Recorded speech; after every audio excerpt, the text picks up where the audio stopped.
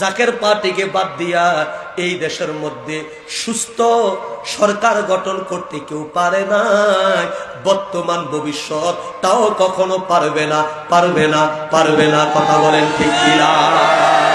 সুতরাং ঐক্য যদি করতে হয়, জাতিকে যদি ঐক্যবদ্ধ রাখতে হয়, ঐক্যের মহানায়ক হলো জাকের পার্টির চেয়ারম্যান। কথা বলেন ঠিক কিনা? তাছাড়া যদি তার ভিন্ন যদি কিছু করা হয়, তাহলে ঐক্যের নামে নৈরাজ্য সৃষ্টি করার পায়ে তারা বাংলাদেশে চলছে। কথা বলেন ঠিক কিনা?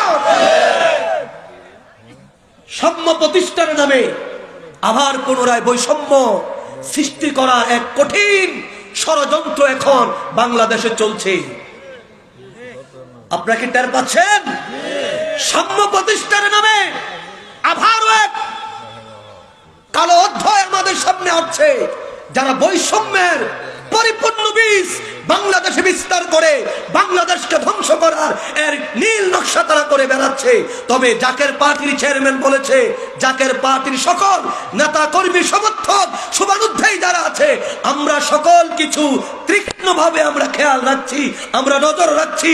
আমাদের মনে রাখতে হবে এই দেশ আমাদের, এই দেশ শাহজালালের দেশ, এই দেশ বিশ্বনী আমার কেবলাদার হুজুরের দেশ।